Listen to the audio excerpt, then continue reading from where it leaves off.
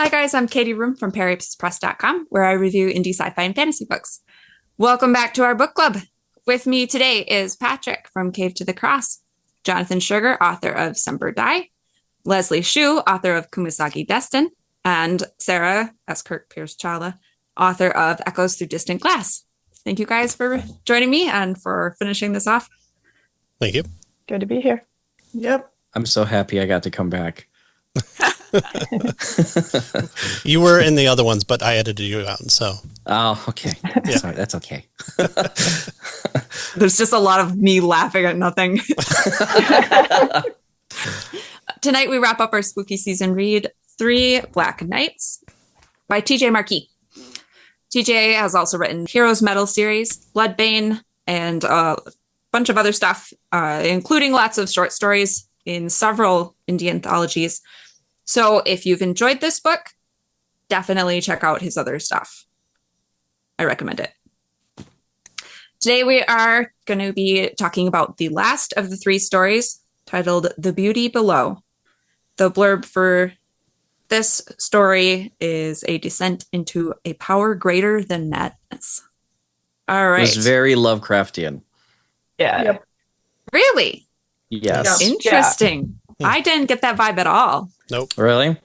I got Lovecraft and some Poe, but I got a lot of Lovecraft. Reminded me of House of Leaves. I don't know if you guys have read that, which is also inspired by Lovecraft in a way. Okay. I'm not familiar. The house is House of Leaves. 1.5 inch shorter than everything. Madness. It's amazing. Have you read it? Yeah. No. Yeah. Yeah, I bought it last year after a YouTuber talked about how creepy it was. And Yeah. the book descends into madness quite well. Oh yeah. The house is bigger inside, and there's like the descent into tunnels and all kinds of things. That's definitely in Lovecraft, right? Yeah. Oh, yeah. Lovecraft is Several extra places. dimensional. He loves that stuff. Yeah. It gives it a really neat nightmare quality. I mean, I don't know about you guys, but I will often have nightmares where I'm like discovering different layers under my own home, and it's just going on from room to room and room and just getting That gave me weirder and weirder and weirder. Yeah. So it's like, oh yeah, I know the feeling that this story is going for, and Lovecraft did it, of course, did it really well, and so did Marquis. I really liked it, how he caught that. The main character is named Shane. We don't get a ton about him, unlike a couple of like the previous ones and other ones. We specifically talked last episode about the jobs TJ's heroes tend to have, just sort of ordinary working dude jobs. But Shane is driving and he's caught in a sandstorm. Actually, I think when the story starts, he's breaking down. Right. The sandstorm has this sort of exaggerated quality, and it has sort of a subtle supernatural or post-apocalyptic vibe to it. That was my read. But you don't get a whole lot because then he... Yeah, Go ahead. But he also, there's a fridge full of food that you'll come to, and that seems out of place in a post-apocalyptic world. Right. But that was later. Like when I'm trying to establish the setting for this one, there was a couple of things he said that kind of confused me. First of all, he said we were in the car or we were heading toward somewhere, and there's no other person. And I kept looking for this other person. Are they in the back seat? Is there a body in the trunk? Because, this is TJ. Like, maybe it was you. You were the other person. He was speaking to the reader. That was That's right. creepy. Yeah. But then talking about the storms, when he was talking to the guy later, he was saying they're getting worse. They're all over the place and they're getting worse. So I keep thinking they were tied to the setting somehow. I can see it being used as an entrapment element to feed victims to this. But I didn't get a whole lot of connection to the storm after that. We might be a little too early, but I was thinking that I wanted to make this comment here as a reader, is that just setting aside my like for TJ on the whole, just from these the 2 previous stories, he's done so well at setting a scene that even though I don't think I get enough here in the scene, I still like him as an author who I trust to at least provide me with a story that, yeah, I might not have all the pieces I really need to get my scene fixed, but he's done so well in the past that I'm more willing to forgive this slight. At the end of the story, I actually didn't see it as a mistake or anything like that. It was more when you're reading horror, which is what this falls into. At a certain point, your nerves are so jumpy, you're looking to see, okay, what's he going to do to me this time? What's it going to be? And so you're reading everything. So he gave me a whole set of clues that didn't apply. And so I'm looking at this over here, and instead he was taking me down another track over here. So I didn't get Lovecraftian from the setting, which a lot of less skilled authors, I think, would have done. Sure. I liked the opening. Just, it felt like it was taking place in a richer world than we were going to explore in a short story, which I always appreciate. So Millsville. Almost Millsville. Well, it also reminded me kind of some of those, like the old classic Twilight Zones where, somebody's arriving and you don't know which one's the Martian. You really don't know what the setting is, and things are just kind of off enough that you're like, okay, we're gonna go with that because that's the vibe. Yeah, I was like, where in America are we having sandstorms? Because I live in the area of America that has sandstorms, and I'm like, there's not a lot of these. I think TJ, and we'll get to this, he uses that expectation of something will go wrong, and pretty epically, fantastically wrong in the reader to a great effect, because not a lot happens, but you're waiting for it. Just do it to me. I'm ready. Although, and we'll get to the next character, but I was disappointed in a personal expectation, not in a reading capacity, of a revelation for that character, where I was kind of bummed that he was who he was. I was like, oh, I see how it is. I kind of liked him. So I wasn't here for the last one. Is this the first of TJ's heroes that has actually had a girlfriend? No, the last one, Bam had a girlfriend who also did not want to. I mean, we'll get to it. So, yeah, but in the reverse. There's a bit of a repetition here, or in a theme. So we have a question. Bam is not TJ the main projecting? Character. That's true. It's a reoccurring theme, I think, from the last story, but in this story, it's like dialed up to 11 at the end. So it became a bigger thing than in the last story. But yes, there was a girlfriend in the last story, but it was a side character, or it was not the main characters. Okay. But I was happy that this one actually had one. Now, Bloodbane, he's married, he has a daughter, and they love him. Which honestly sold the book. Trending upward. That part sold the book, and then you're like, wait a minute, what's it about? Okay, so he's in his car. There's a sandstorm. We haven't gotten very far. I know. He sees a light and hopes that it's something. I think Will of the Wisps are mentioned. He gets out of his car and he goes for it. Luckily for him, it's a house. Possibly unluckily for him, it's a house. It was a manor, which is like always a problem. Like, this is never okay. Oh, and it has a window above the door.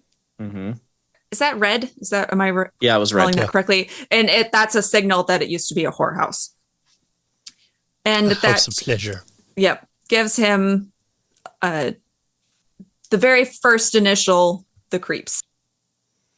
He knocks on the door. Nobody answers for a while. He almost decides to just sleep on the porch in the rocking chair.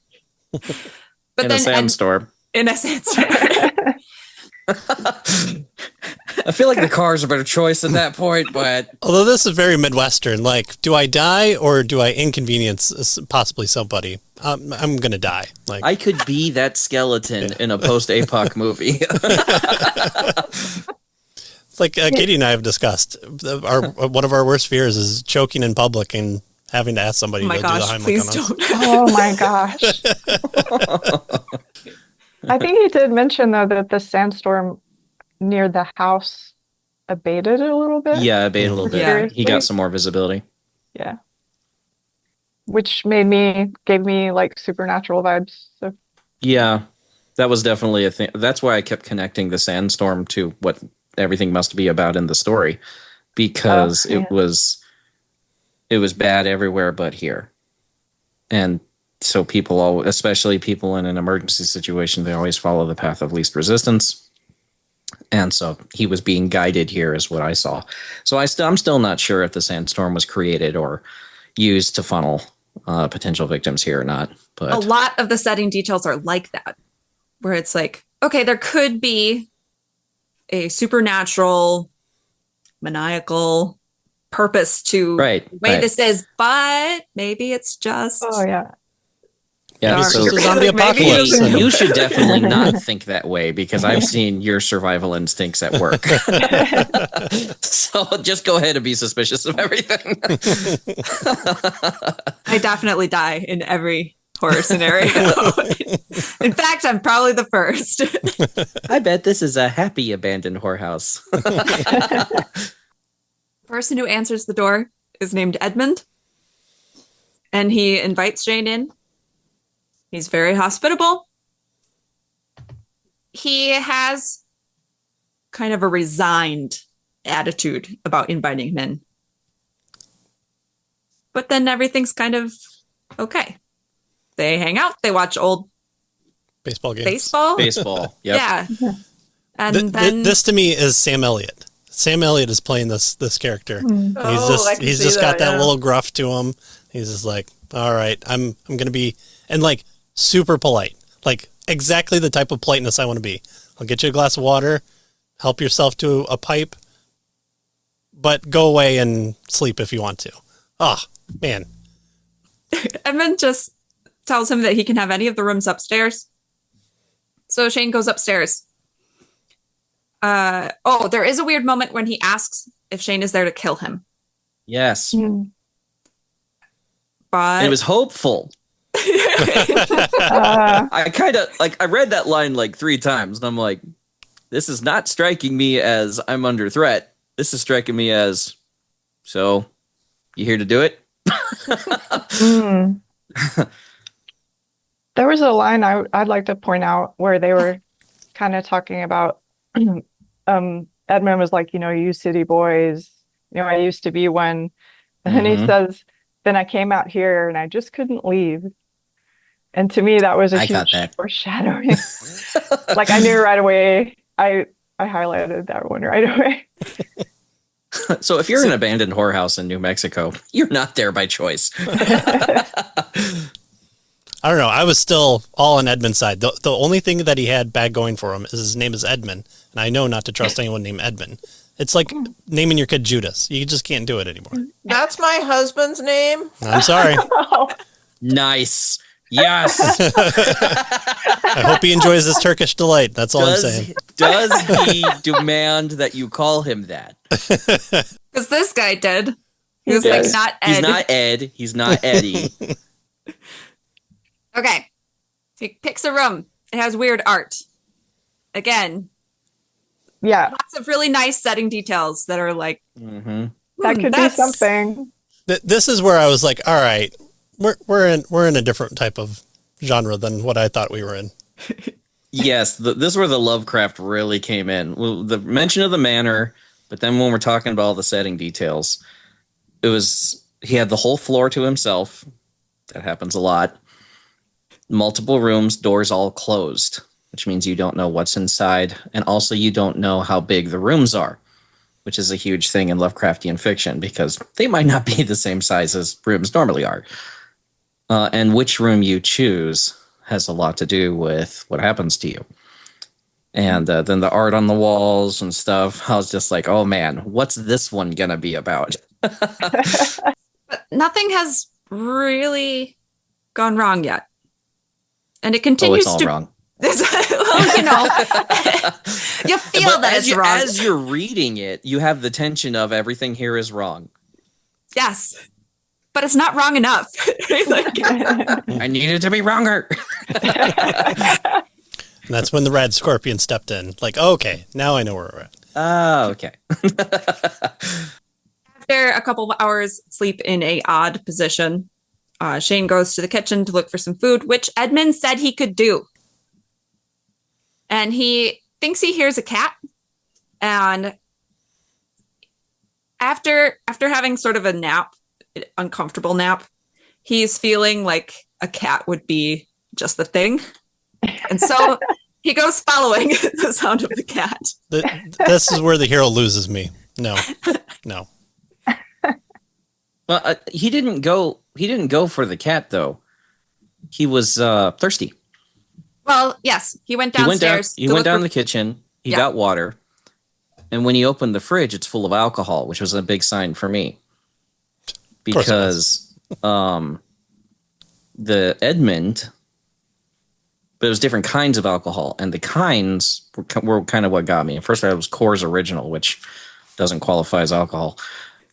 But then there was like white wine in there, right? I forget the different kinds that were in there, but it wasn't all the same. I missed it, so. And alcohol, especially in horror, you don't want to have your senses diminished at all whatsoever. So I'm like, oh man, first person POV is hard to do with a drunk first person POV. So I was like, well, he's probably not going to do that. But it was a setting detail for me that I'm already viewing this place as a trap. Mm-hmm. And it seems to be set for men. Whorehouses are traps for men. And so seeing the alcohol in there means that his decision-making process is going to be likely influenced in some way because these are there and available. Now he bypasses them. He does not take those. He just stays in there and drinks his water. And then that's when he hears his maybe cat. He goes downstairs. I have no desire to see the basement of any house, let alone a manor, let alone a whorehouse. What's the best thing to do at midnight is explore some random old dude's basement. If it's not in the Midwest, the basement's not worth it. I'm just telling you now. We know how to do basements here. That's right. Oh. Anyway, he finds a sort of hidden door in the basement that keeps going down. And so he keeps going down. At this point, I was like, this is definitely cannibals. He hears Edmund up above him and calls to him. Edmund comes down and Shane is convinced that Edmund is a serial killer. And I was like, you should have thought of that before you went downstairs. But I do like that Shane calls for him. This is something that wouldn't happen in the movies. This is like, I'm going to hide and he's going to either know that I'm there because he's all knowing or I'm going to see the skull come out of the pantry and he's going to take a bite out of it and put it back. Yeah. Stay frozen in the dark is how a lot of these tend to go. I really appreciate that he took some proactivity at this point. Yeah. To be like, hey man, it's me. Yeah. I was looking for your cat. I'm sorry. Because old guy living by himself in the middle of nowhere is probably armed. True. Sam Elliott is always armed. So yes. And I'm in his basement. Edmund tells him that they're trapped. The door is closed and they have to go forward. Shane runs back up the stairs to check for himself. And he is now no longer as trusting of Edmund and starts calling him Ed as a... Yes. Oh, that was so funny. I don't care if you're mad at me anymore. Yeah, he's like, I decided to just go back to calling him Ed because now he's mad at him. But strangely, I trusted Edmund. Yeah. I was like, Yeah. Same. Okay. Like, Why are you calling this guy Ed? You know he doesn't like it. Yeah. Just because you're going to be murdered by somebody doesn't mean you have to be rude, okay? Actually, I feel like with someone named Edmund, it's way more likely that you're going to be murdered if you don't say Edmund. Sorry, I'm Sarah. sorry, Sarah. She knew what she was getting into. Oh my goodness. Oh, I just want to point out something with this part where he's checking himself, I guess the blocked way. Because we talked about, maybe it was the first story, so the first story in this collection, it's zombies, and the people there have never seen a zombie before, but they know from like movies and books what they are, kind of like the main character knows. Right. The second story, it was they basically live in a world with all kinds of creatures, and so they're used to that. But in this book, it says, my experience with movies and books told me there must be a secret switch or button here somewhere, as silly as it sounded. And that brought me back to the first story where they're like, okay, it's zombies. I know what that is, because I've read books and seen movies, Right. So you have the same kind of like, well, my experience tells me I should be looking for a switch or something. Switches and puzzles and stuff like that are Lovecraftian. It's the only way to advance through certain areas is to appease whatever mad requirements have been placed on it by whatever deity you're dealing with at that particular moment. It has a lot to do with the rules of reality, and it's like a satirical commentary on how we follow the rules in our own reality. Like, please print, daggone it. I will make whatever supplications I have to. Just print this. You're going to give me a puzzle with a bunch of hidden rooms. I mean, I'm going in the You would basement. go down there by yourself. And Yeah, I want to do it by myself. I can solo this. Did that door I get all the experience points. by itself? Excellent. I'm so excited right now. I did have a question. Because I feel like I missed this, and it's probably me. But Edmund, when he came in through the door and told Shane, the door closes when someone goes through. Why didn't it close behind Shane? Like, it should have closed Edmund out. He can probably go through it. Yeah, That did because not- he's like He's- he's like a part of this spell, so he has Yeah. to be the person to convey the next victim through. And I have questions wait. about that too, but I'm going to ask He did that say- question later on. No, he said you're lucky I got through before it closed. Right. That's what he Yeah. said. So it was going to close, I guess. Whether Edmund so maybe he can't. It was get just a through it. long closing process. Or it's just a lie. Or maybe it's a lie. Right. I think we find out later that Oh, it but might be a lie. but Edmund's like, oh, I really wish you would have stayed asleep. Like, I felt that. Yeah. Well, he said, "I'm glad you made it," though. He did? Didn't he say that? Because I kept trying to get a When? read on this guy, and I'm pulling it up. Well, he says, and lucky Maybe for I can- you that I did. So, like, that he's there to help Yeah. guide him, I guess, because of what's going to happen. You definitely wouldn't want to be here alone. You probably don't want to be there with Ed either. Yeah, he said, I'd hope you stay asleep. You come down here for a snack or something. So that was my, like, forlorn sigh from Sam Elliott, that he didn't want to do what he was going to do. Okay, you guys are right. I misremembered. And yet at this point in the story, I'm like, well, yeah, just got to trust it to get us out of here. Yeah. Which I don't like this part of it. There's no constant questioning. Like, all right, I'm not going any further. I'm not going down. We'll get to the thing that you should at least say, all right, hold on a second. I need a little bit of, like, help here. Patrick, it's Sam Elliott. Yeah, but he's not telling me anything. You don't ask Sam Elliott too many stupid questions, because then you're just like, okay. He needs to offer me a sarsaparilla at every single junction. Or recount Tombstone again. I think our main character must be pretty tall because it describes Edmund as being like a head shorter than him, and Sam Elliott is pretty tall, right? That's true. I got heavy prospector vibes from Edmund. Like short little guy, older, kind of not really withered. I mean, I live out here in Arizona. I've seen old people who've lived out here their whole lives, and they're 45, they're chain smoking, and they've been in the sun for so long that, it's dried their body around their skeleton like ropes. Beef jerky. Yeah, exactly. It's a real specific look, and who's a Tucsonian native by that, basically. So that was almost the vibe I got from this guy, was that I was like, this is somebody frozen in time. It was weird, though, watching the baseball game. So that clue was kind of throwing me off there. And it was old baseball games, too. Who this guy was, but it was definitely not someone who was in charge.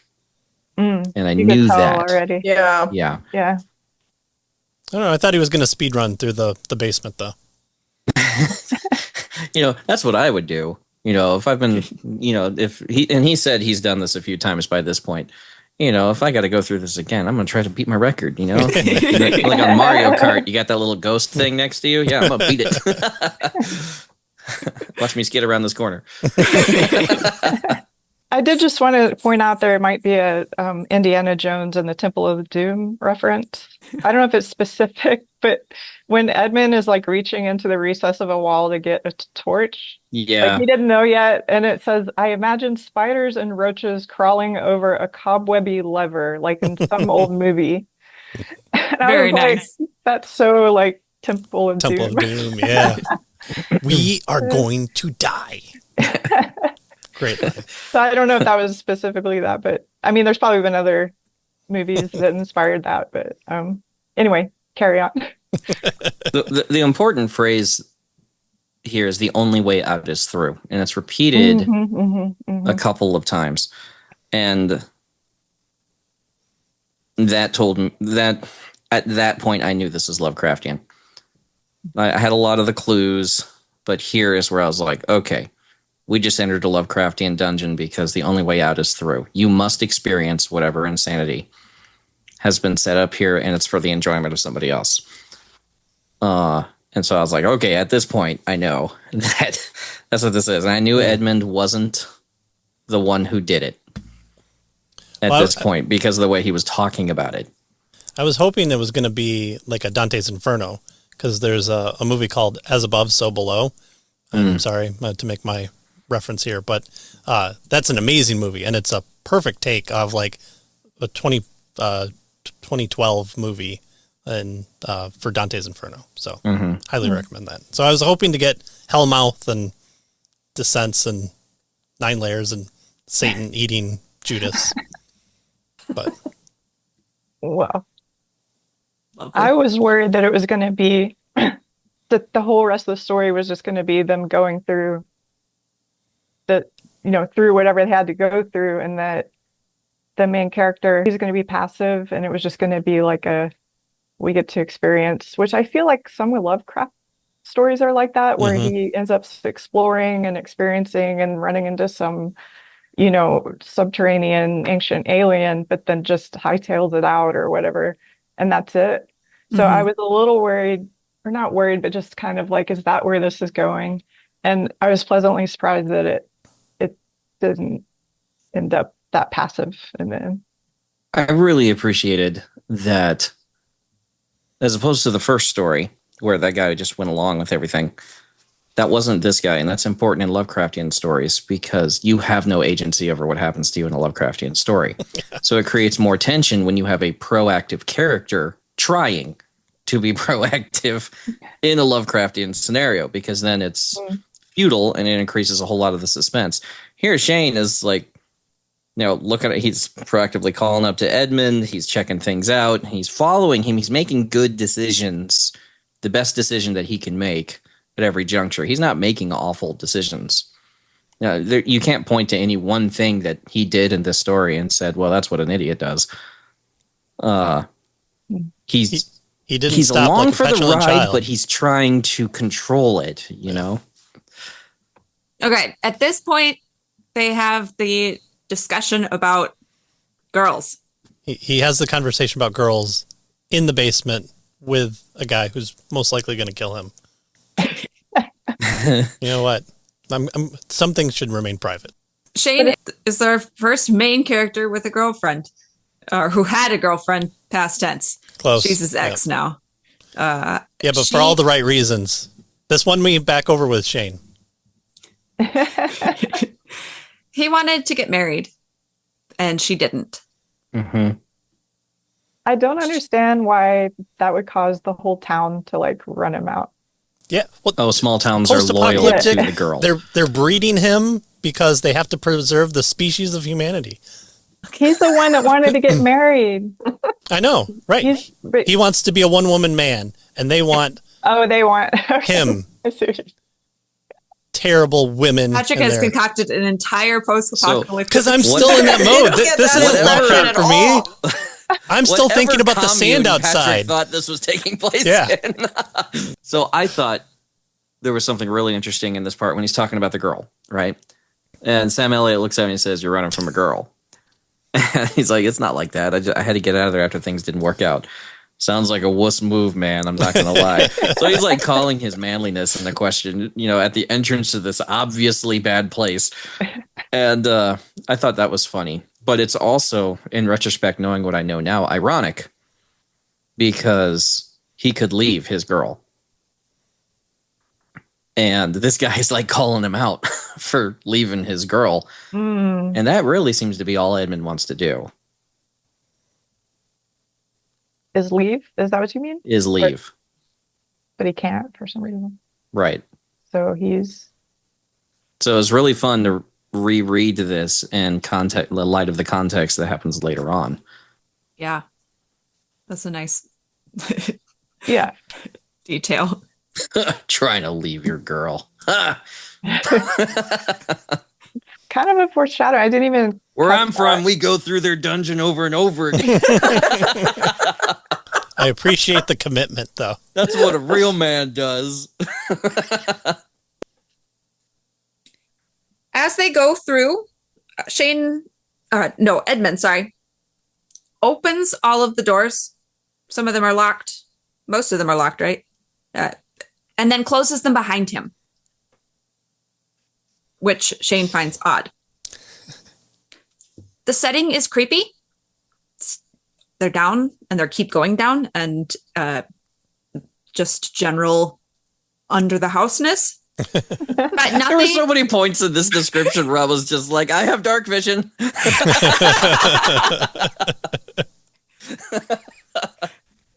Nothing fantastical or supernatural has really happened yet. Maybe the door closing, but old houses, right? So, okay, right? But you're waiting for it because you know that it's there. Mm-hmm. And then Edmund tells him he has to be quiet. Ooh. They come to a dungeon.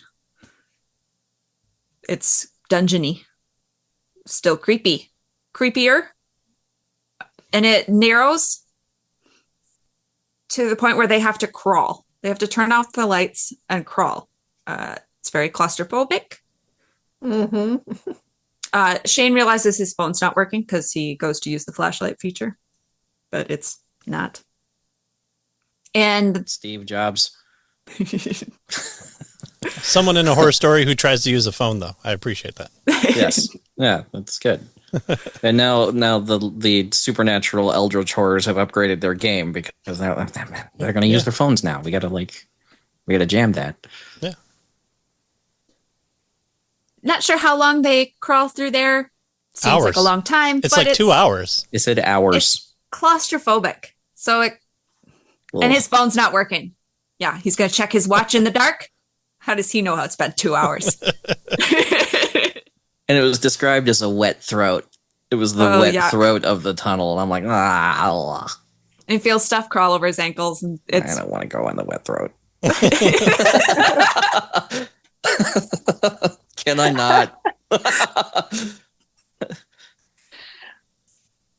I don't think Katie's going to recover from that. I'm reading. I'm like, whoa. Okay, just give me a second. Do it. Gotta get on his hands and knees to go through the wet throat too. It's a little, Okay. I know I recommended this movie before, but Final Prayer 2013 is a great movie to watch if you are squeamish about that type of thing. Oh, no, thank you. All right. Come out of this tunnel. Still nothing fantastical has happened. Even the you need to be quiet could probably be explained by, like, we could have a cave-in, like a legitimate thing that could happen here. Where they come out, they can stand, and it's lit by lamps. And Edmund tells Shane that he needs to follow him and not go on any other path, no matter what he sees or hears. Like, okay, here we go. Yeah, finally. What is he going to see in here? At this point, Edmund's hiding his face. Yes. Oh, there were a lot of little hints about what was going on with Edmund. Mm-hmm. Yeah. Because we couldn't. Oh, see actually, him here's yet. the first time where you start seeing what's I happening. think so. He actually grabs him by the shoulder and turns him around, and you can see that he's going through the plot of Thinner. His face was emaciated and angular. His eyes sunken and shadowed. His hair was thin, damp, fully silvered. It was a starved, strung out, aged Edmund. And Shane's like, what is going on? He's like, you wouldn't believe me. Come on. And I so like all the hints we got before that. I think there's an element of shame in there too, isn't there? In his response. Mm. Does he turn away in shame or something? Maybe that's later. Yeah, he tries to hide his face. it says he cast his eyes down in shame, yeah. Okay. But he wasn't hiding his face for shame. I think it was the cause Oh, sure. Yeah. of it Yeah. that gave the shame. Because all I read from Edmund is resignation throughout the whole path of this. So I think it was my mistakes. Because remember, he got on to Shane about the marriage thing. He's like, why would you want to be married? That's a mistake. He said, you dodged a bullet. Because commitment to a woman is the farthest thing from virtue that Edmund thinks. I'm seeing that in a different context now that I've read the whole story. Yeah. I'm glad you mentioned that line, because now that makes sense why Edmund is saying stuff like that.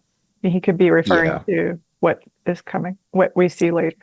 And I kind of wonder, because one of the portraits in Shane's room earlier was described in the heavy detail. We're talking a very good-looking guy with his shirt off, laying on the bed. And then on the ceiling is a woman, a beautiful woman with particular color hair. And you can see from the tension of his muscles that he wants to get up to her, but he can't. And it was a very odd level of description. I'm like, this is important. I'm going to log this away. It's like, I just picked up a LORP item. In this next section, Shane hears a woman giggle. Then he That's sees... never good.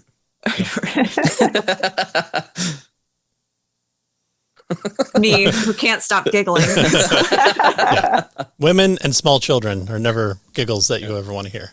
Not in a horror film. Yeah. Yeah, no. When you're by yourself in the bro dungeon, apparently, because it's just you and your bro. Yeah.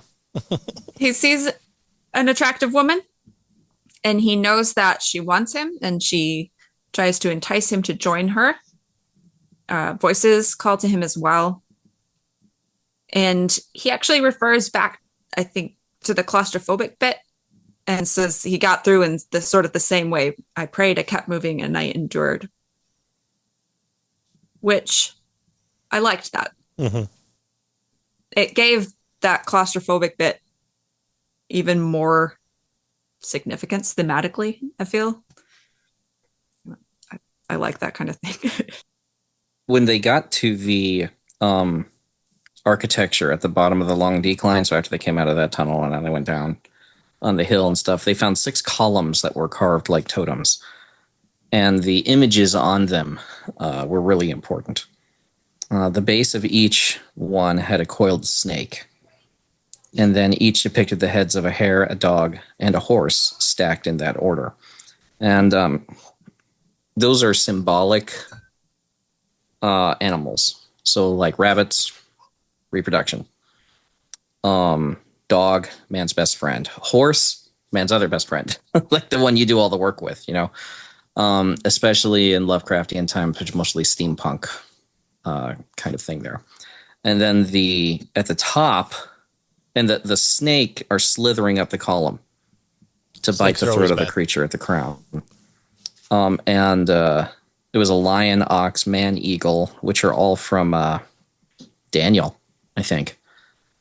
Those are the faces of the beasts in the book of Daniel. A cardinal bird, and I couldn't read that one. I don't know. Was it Arizona? I don't know. But then the last one was an alien. And that's why I was like, this is totally Lovecraftian. Because we're just like way left field now. But they're old. And that was the thing about this, is we were taking the weird and the extra dimensional and the extraterrestrial, and we were making it old. And making it one. And putting all this biblical imagery around it. Mm-hmm. And then, of course, we know snake's bad. At the very beginning, when he enters or right before he enters the house, they talk about, I think the knockers having a snake-like appearance, but not formed there. So it was like, oh, this is the start of it, and then here's the more formed version of it. Yeah. Mm-hmm. Second read for that one. I didn't spend a lot of time in that section. I was looking for things to happen. Well, for those of us who like to live, we check the surroundings. But it was when he passed through the door, after he said, "I really don't want to go through this doorway, dude." When he passed through the door is when you start hearing the woman. That's when you hear the giggle. And it was across this threshold right here that you start hearing the woman specifically. And that was an intense little scene because it was hardcore seduction.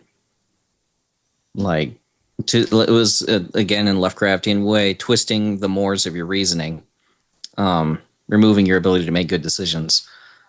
And in this case, it was the promise of every carnal pleasure, but he was able to hang on to his discipline and hold it together.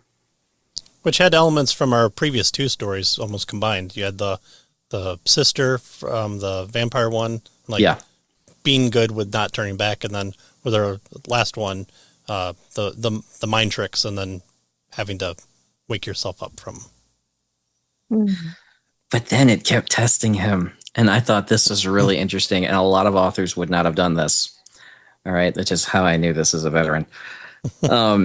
Because the voices that continued to come out of the catacombs changed. So instead of being that woman that he actually almost fell to, the first one, but after that, there was voices of all kinds of people, men, women, children, because whatever was down here was trying to figure out what worked on him, what would cause him to stray. And I was like, oh man, this one's bad. Whatever this one is bad, because this is a predator. Like this is something that uses your brain chemistry, your behavioral. It's using behavioral analysis to try to figure out what's the best way to eat you, but to make you consent to it. And that's important here because when you're being hunted by something, it comes after you without your consent. Okay. But when you're being lured, that's always consent based. You have to make the decisions to be lured. The tension for me hyped through the roof at this point. Consent is actually mentioned later. Yes. So I don't want to get to that, but we're not quite there yet. But it was important for me here because it wasn't just coming out of the wall and eating him. This isn't aliens. It's really bummed me out. I was still hoping for sci-fi. But this was something that needed him to say yes. And I think the reason I'm so sensitive to it right now is I'm writing a book about saying yes and what you say yes to and what that can mean for you. Well, this is sort of harkening back to older fairy tale, you don't. Right. The Fae is tricky, and you have to enter into agreements, and they read the fine print, and the only way to win is not to play. Right. Well, and Edmund is still trying to lead him away. So he's like, he's eyes on keeping him me, safe, let's keep going. Basically, I mean, he's not doing a whole lot to keep him safe, but he's moving him through. Yeah. Which still gave me hope for Edmund. Yeah. I'm not gonna lie, I was still of the opinion Edmund was okay. Yes. At this point, at this point, or at this point, at this point, because he was still trying to keep him safe. He's like, don't look at him, don't talk to him. Don't, because I'm like, Edmund is survival based. He has to walk through this freaking dungeon all the time, and he knows enough about it for Shane to follow him. As long as Shane does what he's told, then you'll be all right. Right. So him closing the doors, him like telling them to be quiet, like, oh, something is broken out of the dungeon, and he's just trying to get through to the other side because he knows the rules, and he's just trying to, like I said, he's trying to speed run it a bit. You're lucky I made it in with you. Like, yeah, right. Yeah, I believe it right up until this next part. He's a reader too. He's got books on his shelf. I appreciate that. Right when he told him to be quiet, there was a moment where Shane was like, wait a minute, the only reason you have to be quiet is, dude, is there someone else down here? And he gives him a real sharp look, but he doesn't say anything. Yeah, and I thought that was interesting then. I thought that was just be quiet to tell him, gave him a sharp look because he wasn't shutting up. Well, I didn't get that on my first read. It's like, I told you to be quiet. Because that's a real, as a parent who has to often repeat myself, no, just stop talking. It wasn't that he said anything was wrong, is what he said was wrong. What he said was a transgression. Like, having read the story, now we know that. But he was figuring things out too fast. And that I remember that moment stuck me because, again, he has me paranoid at this point. And I'm like, where is it? What is it? I want to guess. And that moment where he was, is there someone down here? Someone. He didn't say something, because that's a different question. Something that hunts by sound, I would usually term a something. He said, is there someone else down here? And that's when he got the look. They come down. They're still coming down to a pyramid. And there's an altar on top of it and a bed as well. And those aren't two good things to have together. There's just no possible combination of that, but that's okay. It's still aliens, pyramid. I'm thinking Stargate sequel. So I'm really hoping. Like altar and bed. This is gonna suck. So this is the seat of Edmund's mistress. Edmund has betrayed him and was leading him to a witch all along. Edmund, dun, ruining everything. Yeah. Another traitor Context named of the Edmund. story. Who would have thought? Everybody. Yeah, I was disappointed too. That he wasn't eating Turkish delight at the end of it was frustrating for me. And at this point, Edmund looks rough. Yeah, like his hair is falling out. Yeah. But he can still take Shane out, which he does, because Shane doesn't want to do this anymore. I don't want to play. Dude, you needed to protest before the tunnel. That's when you stop. I'd be like, I'm camping out at the top of the stairs. I'll starve there. That's all right. And somehow he's like super strong. Like Edmund, even though he looks like he's falling apart, he's wasting away and all this stuff, he has the strength to, because Shane is like, I am not going down there. I'm not going. I'm not. Edmund grabs him and knocks the wind out of him. And like he goes unconscious. Like he got hit so hard. Yeah, he does slam his head to the rocks. Yeah, slams his head. Yeah. But that's hard to do. I've done it. So to get I understand fiction and stuff, but the fact that this guy's strength, I think it comes from the mistress. Was not related to his appearance. He's falling apart and being held together by supernatural means.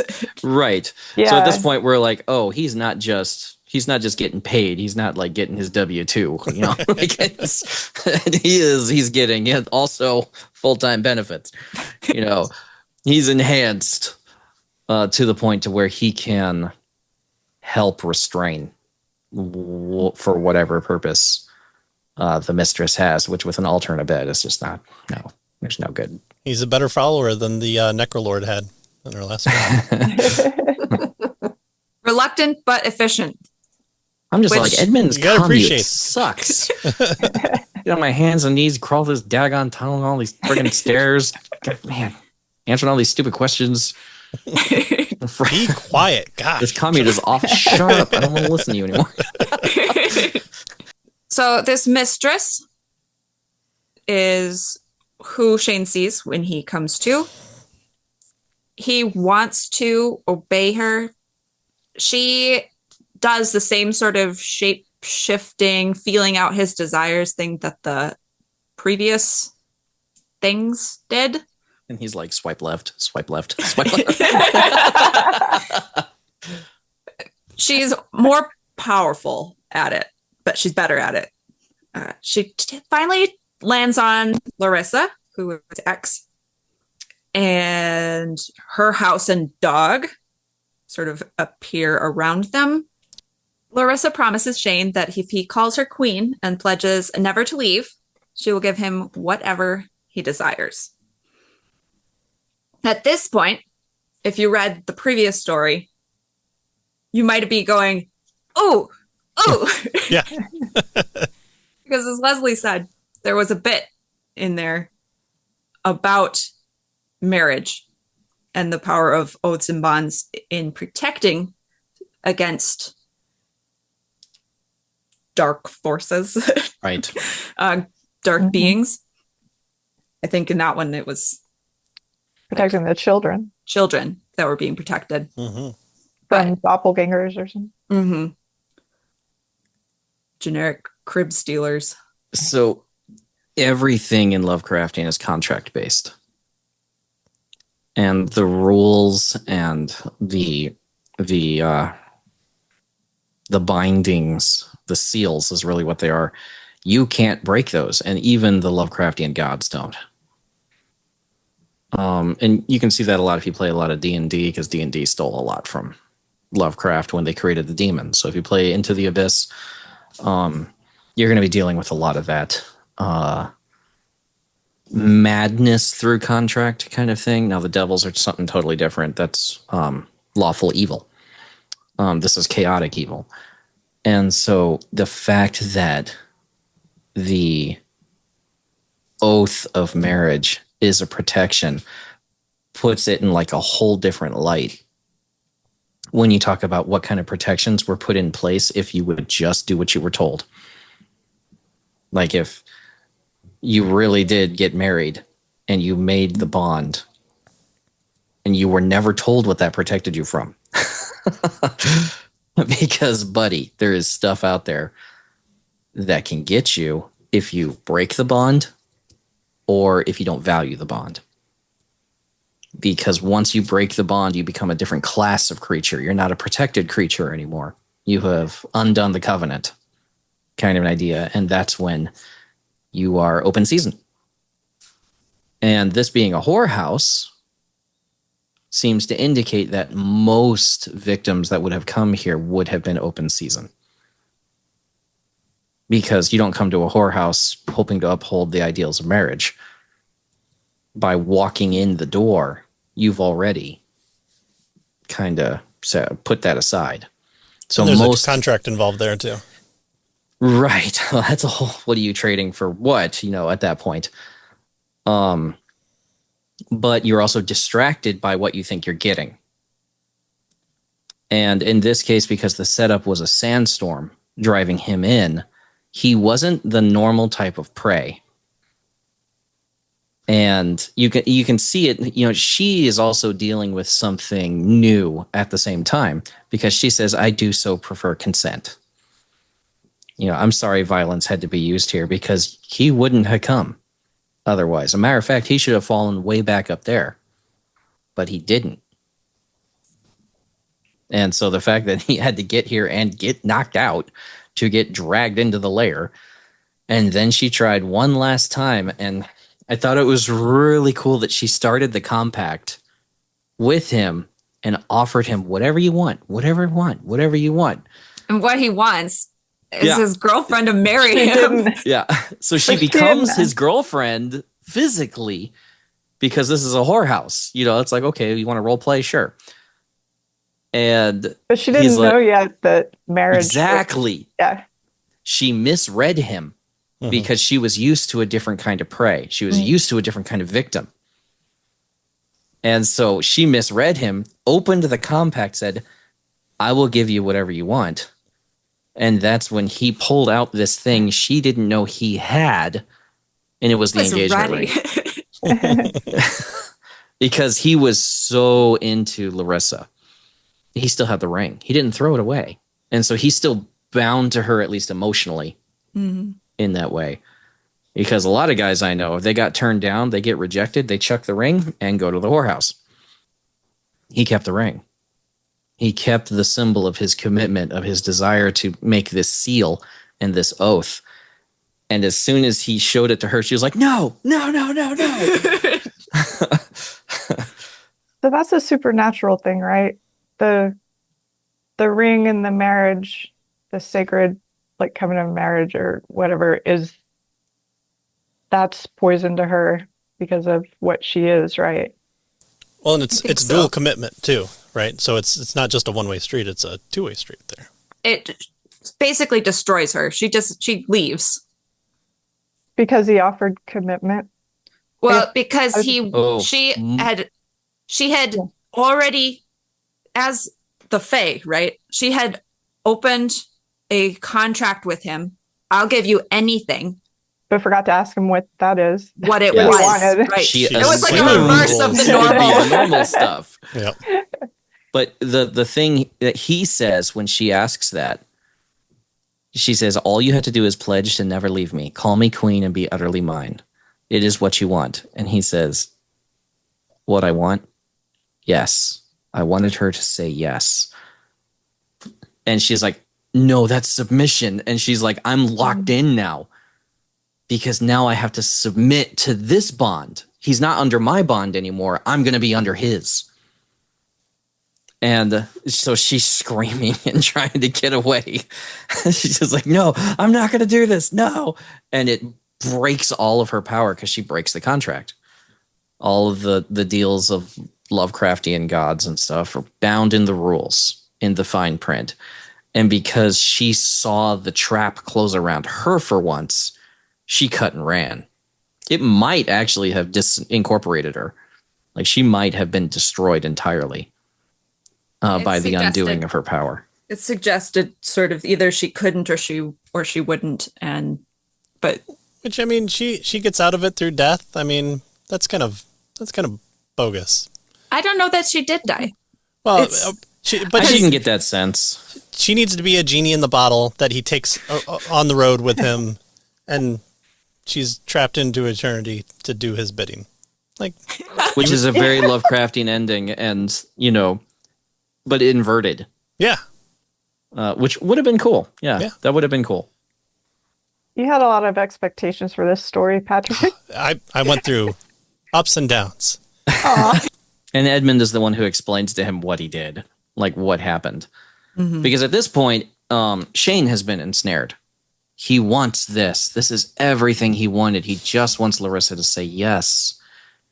And you get his pain spilling out of him that wasn't the outcome, that she didn't want him. Mm-hmm. And so he now got rejected by 2 women. Good job, Shane. Yeah. It's sort of the same woman twice. It's better to have loved and lost and not been consumed than never to have loved at all. Edmund's earlier statement, you dodged a bullet, comes back in a bit of a different light. Because he didn't. Edmund didn't. I just want a committed relationship. And, that stuck out to me, too, in the beginning. In the setting, when he was moving in towards the house, he hit a white picket fence and stepped over it. And white picket fences are emblematic of the American family experience. In the 1950s, he wanted a house with a white picket fence. But the rest of the manor reads whorehouse. So why is there a white picket fence? Inversion. Right. Yeah. So the white picket fence is outside of the whorehouse, right? Mm-hmm. Now, a whorehouse wouldn't really have anything to keep men from coming in. There wouldn't be a reason to have a fence. Mm-hmm. So the fence is there to keep men from going in. And he actually has to step over it to get to the house. Sure. But again, it's like it's on what you were saying. It was on accident. Like all these things are. Yes. He other than following Edmund down, he doesn't do anything that the normal tropes should take effect. Mm-hmm. So he's not consuming alcohol. He's not engaging in fornication. He's not doing drugs. He's scream protecting himself from all the horror tropes. And at this point in a true Lovecraftian story, the protagonist has been broken down. They're on the verge of madness themselves, and when they say yes, is their complete descent into insanity, and then they're consumed. Wait, maybe I am a fish person. Okay, I'm going to join the fish people. Yeah. Exactly. And so the fact that he's not, but his fall point is Larissa. And so now he's ensnared and he's engaged into the compact, but now the witch cannot fulfill the terms. Or refuses to fulfill the terms, because then she would be bound to him for all of eternity. And so, you see Shane trying to like shake this off, and Edmund is kind of the one that helps him shake it off. He's like, man, what did you do? She's gone, dude. What did you do? And he's like, I just asked her to marry me. I wanted her to say yes. And he's like, dude, that's genius. I never would have thought that. And Edmund kind of turns into a good guy again. I mean, you realize he was trapped. And because he says we're free. So I knew he was trapped the whole time because of the resignation of his character. At this point, his character doesn't change at all. Does he ever even really apologize? Like, sorry, bro, I almost fed you to something. Nope. I don't think so. No. He's but he's the genie, down. right? Like he's bound, and he has to do the bidding of the master. So. He's kind of resigned to it. So they get out. They don't have any trouble getting out. They have to turn around. They have to go back the other way. Yes. They have to do the whole thing again. But there's nobody there anymore. Yeah. This is the worst part of the story for me. Getting thrown up, going back up the throat. Oh my gosh, we got to do it. Let me just die here. Walking again? No, thank you. What? You didn't tell me, man. Because normally at these stories, there's like a portal. In a video game, there's a portal. Go right back to the beginning, Daggone it. I got to walk my happy self back out. I like that subversion of the expectation. Like, they really had to journey to get back, Yeah. There and back again. The worst again. is when you backtrack all the way, but it's still not. You can't get out. You have to go back because you didn't trigger the portal yet. Like you had to go like 3 steps farther. Mm-hmm. Thanks, Castlevania 2. So they get out, and he's like, I'm not sleeping here. And he goes for the rocking chair, which was the first option he thought of. Not his car. Yes. He just passes out in the rocking chair. I'd like to point out that he made a decision to leave the engagement ring behind. Oh, yes. It falls down the pyramid. It fell down and they were going down the steps, so he could have kind of looked for it. In fact, did you see it? Where soul-sucking witches like you belong.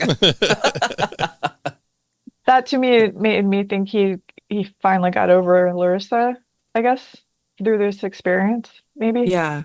I had a similar conclusion. Closure. Letting go. That kind of thing. Yeah. And the direction of the story was interesting because he had to descend to her. Like the title is The Beauty Below. and he had to descend to her to go through that whole thing, but then he had to go the hard way back up. Like, it's not going to be easy. Mm-hmm. And it was also, it kind of struck me as not Lovecraftian at that point, because the dungeon didn't vanish with her. Like, it wasn't a projection of her. It was an actual physical structure laid under this whorehouse. So I don't know what the construction crew in that looks like. But no, it's the spaceship. This is Kingdom of the Crystal Skull. It's Great Escape. They had to like bring the dirt out of the cave themselves. Yeah. Like, you couldn't widen this part. Not the wet throat. No. I want it to look like. Oh, we know what you wanted it to look like. All right. But it doesn't go away. And the whole trek of the story is going down and down and down. And at the lowest possible point that you get to, at the highest point of danger, but the lowest point in the story, is when I just wanted her to say yes.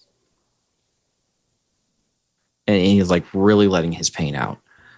And that's what destroys whatever this creature is, or makes it run off. But then he has to turn around and do the hard work of going back up. And that's where we get Dante, and we get Paradiso. Get to go to heaven. And it's not full attention. The place isn't collapsing around them. It's just it's work. not a bungee game. Edmund calls Shane a tow truck. They have a hug. I didn't like. Bro hug. This threw me out of the post-apocalyptic. Like, yes. Okay, there's no nukes going off. There's no zombie apocalypse. Reference to the outside world. You know, I didn't like that he was going to hang around Millville for a little while longer. This is more my headcanon, though, that it destroyed. Because, I mean, I've been a poor guesser at TJ's stuff for my own for my own wanton needs, but that's all right. No, I would have been happier with the world being destroyed by sandstorms. Like, sandstorms came from somewhere and they were more of a thing, because sandstorms are not a normal part of the American experience. Like, I don't think any of you relate to sandstorms. Like, I was in Iraq and it looked like I was on Mars one time. I opened the door to the skiff and it was a red wall out there, and I'm like, oh, hey guys, we're Matt Damon now. Close the door. Start growing potatoes in our own crap, because we're not leaving the skiff. And it's just not something Americans usually experience. So I was looking for more of something like the world had been destroyed by sandstorms, or it was more of a post-apocalyptic Mad Max feel. Now nukes went off and created the sandstorms or something like that. So I didn't like that the world is normal outside of this. Sandworm comes. I would have preferred him to go to his car and it just start. Right. Yeah, that doesn't happen. It's just, oh no, it stopped because of the sand. Yeah. Which was interesting because she didn't bring him there. And that's when I realized the sandstorm was just a fluke, but it was a fluke for him and her. Because again, he wasn't the normal prey. Because he didn't go to a whorehouse of his own choice. He didn't Google it and say, I'm stopping here. He had to. And so everyone was making do at this point. Well, and maybe the other like voices are the other phase that occupy the rooms in the above ground that take them down. Mm-hmm. The normal visitors. They're just like, well, sandstorm, we can take the day off. And then you can watch your baseball game. There. They're phoning out, trying to remote work over here, catch up on paperwork. Yeah. And there's guys wandering around down there. Dang it, Edmund. Phone call, dude. You clearly have one. But I didn't like the reach out to the larger world. I didn't like the sudden reversion to normalcy, I guess. I would have preferred to have stayed in the otherworldly uneasiness, I guess, even though it had dissipated with her banishment. I think I would have enjoyed it more.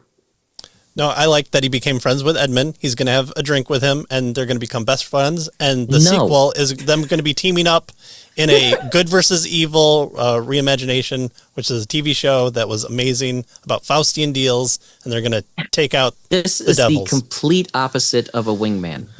Like, you do not get worse than this. I disagree.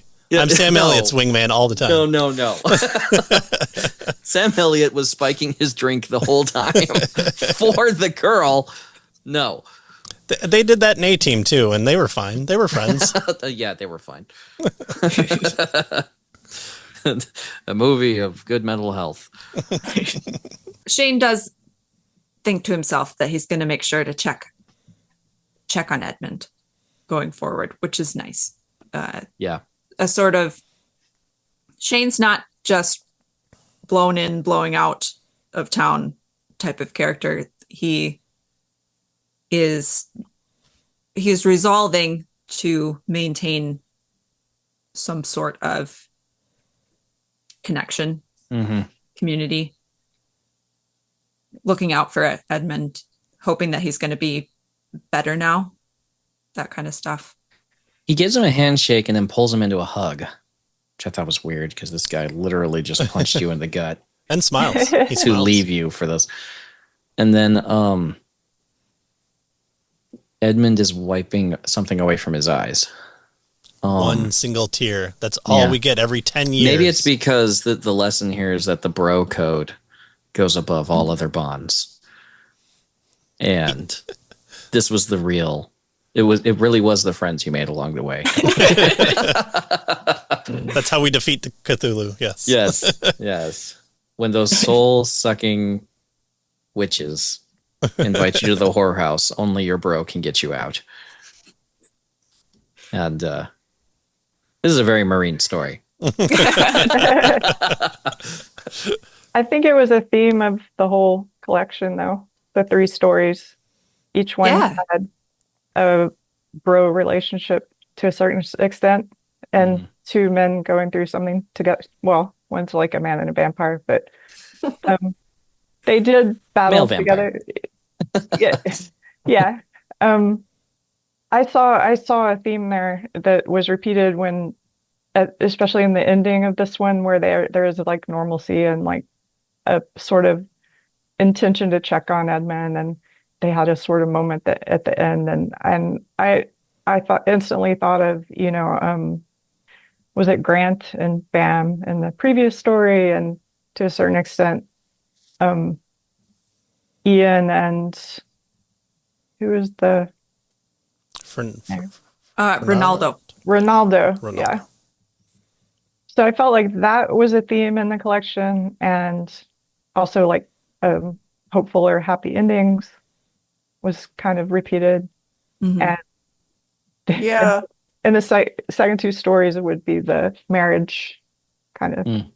So they were kind of like going through night, and then in the when after the resolution, it's morning. It's like you've woken up from a nightmare, or this thing has been resolved, and it's morning again, and you're going to go on and live a better life. All 3 of them. So. Yeah.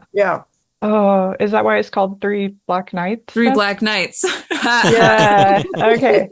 Because I was wondering, but that makes Yeah, you're right. It's morning at the end of each story, I think, right?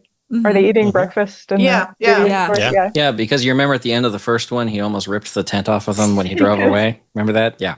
That was my headcanon. I think that's the only one where there isn't the promise of continued friendship or connection. Yeah, because it was just too weird. Well, other than the promise of like putting the vampire vibes out there. Yeah. Fish are friends, not food. Actually, I just remembered in the first story it would have been evening because he waited out the day. Yeah. And then he waited for that would be their morning. The vampires. I think the first one. Yeah. It takes place over a longer period of time than the second 2. But like the main events take place over one night, and then they're sort of the should I New kill day. them day and then the evening. Whoops, accidentally. I trip and fall with the steak. Yeah, the main But- events do take place at night in that first one, though, over the course of one night. So I that think so, fits yeah. the theme as well. And everyone has a little church in them, and everyone does the proper Christian thing and winds up being the heroes in the end. Therefore, this is Christian fiction in the best way possible. No pilgrims, no Amish, just the way the Lord intended it. Sorry, he didn't burn his magazines and CDs in a barrel, so you know. Doesn't count. You don't Ooh. get it shelved next to our Amish romance. The one I'll Creed tell- CD still hangs in there because you can make the case for it. Yeah. You go over There's by some Harry themes. Potter and all the other horrible, horrible fiction.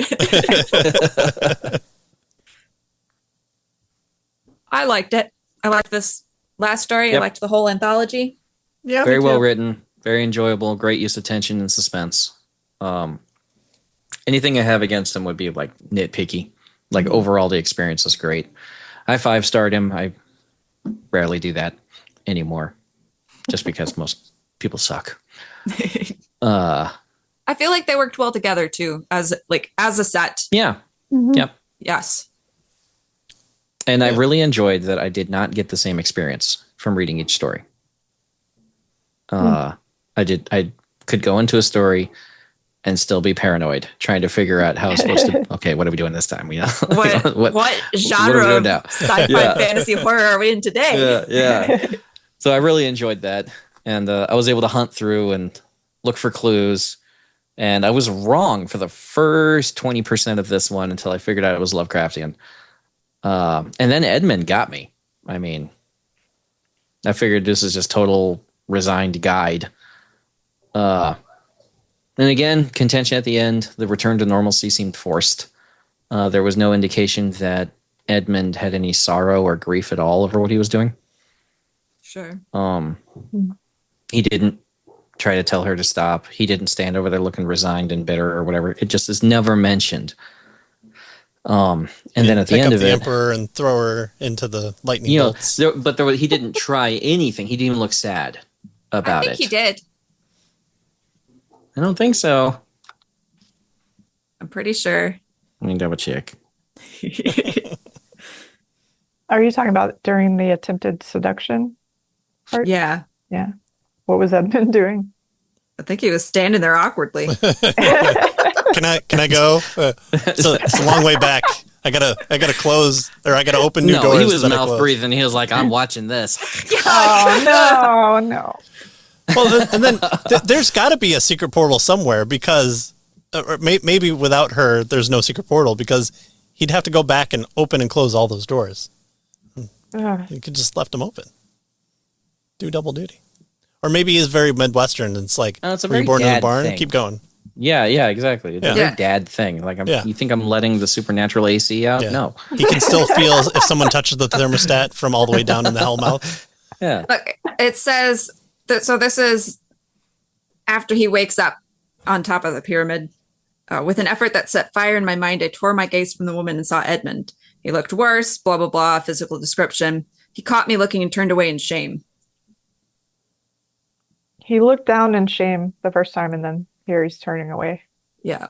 When he wakes up in the bed Yeah. and finds out that Yes. he's been betrayed. Okay, yeah. So he's feeling So shame about it. he feels ashamed. Yeah. But yeah, he doesn't apologize. Not even after everything is resolved. There should be like an Edmund has MB. a long way to go.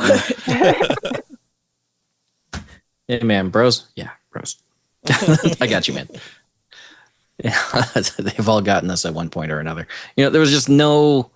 It felt artificial that no resolution was made there. With Edmund, you mean? With Edmund. Now I realize the guy's broken. He's been run down. Yeah. He's had to go through this labyrinth a lot of times, and who knows what happened to him down there. Social But- skills are kind of rusty, I think. Right. But if he's feeling shame here, he would feel shame after for what he did. Mm-hmm. Yeah. And it says he still looks bad. He looks really bad, which I don't understand why he looks so much worse now. If he's done this a lot, why does he look so bad when he's taken down there? And maybe that's a part of the theme I'm not understanding, which is he's deteriorating the farther they go down. But he's supposedly done this several times, but he's not healing when they go back up. Well, I think the witch or the mistress like gives him back the life to be the doormaster. So or a glamour or something. Yeah. I don't understand what his recovery process is. Normally, like, you know, when he normally goes down there, does he make a new deal with her or something every single time? And that's what restores him, in which case it'd be like, why are you going down there in the first place? It feels like the journey is what's doing this to you. But there's no recovery. He doesn't heal once her power is gone. His outlook was more positive, but he physically was still. He just needs a beer and a pipe. Maybe he'll open the wine this time. Well, maybe it was alcohol withdrawal. Maybe he was really old in reality, and the youthful appearance was something that she had given him so that he could do the work. So he could draw people down. As soon as she was gone, he went back to his real age and condition. I don't understand that entrapment mechanism, though, because it's like, I have a whorehouse up here. I need you to come downstairs. Here's Sam Elliott. like, I don't feel like it connects. Well, maybe his like wish is like, listen, I just want to drink a beer, watch the game. He wanted to be Sam Elliott. Yeah. Don't we all? And as I can see that. She was destroyed, he reverted back to what he really was. Not Sam Elliott. Like Ronaldo. I just enjoyed it. I enjoyed all the stories. And I agree. I think they're all just well done and entertaining. Yeah, me too. And like I already talked about, like how I saw the themes kind of reoccurring in them and how they're connected in that way. But like Jonathan said, each one was its own experience as well. But I think they went together really well. Yeah, and well written. It's my first time reading TJ's stuff, so it was very good read. It was pleasant to read. Yeah. I appreciate the author, and I look forward to reading more from him. He was good. Very good. If you want to know more other good people to read, like TJ, you can go to periapsispress.com, where you can click on any book, because those are books that Katie has enjoyed. And if they're there, they have her stamp of approval. So if you like Katie, then you can click on that. You can leave your own reviews for any of the books that are there. You can suggest that you like that book by clicking on the heart. Like, yes. Yeah. All that at periapsispress.com, where you can find the best of indie sci-fi fantasy. Thank you, Patrick. Read the best of the stories, just like the whorehouse's basement. All right. We encourage you to pick up 3 Black Nights by TJ Marquis and anything else that he's written. And if you enjoyed our discussion, reach out to me and I will extend you an invitation to my Discord, where we set this thing up and you can participate. Let us know in the comments if you have thoughts, either on this story or the previous ones, or if you think that I'm washed up and I say too much. Thank you guys so much for watching. Wait, where do I put that in? You'll have to watch the YouTube video. Share, like, and subscribe. Thank you guys. Have a good one.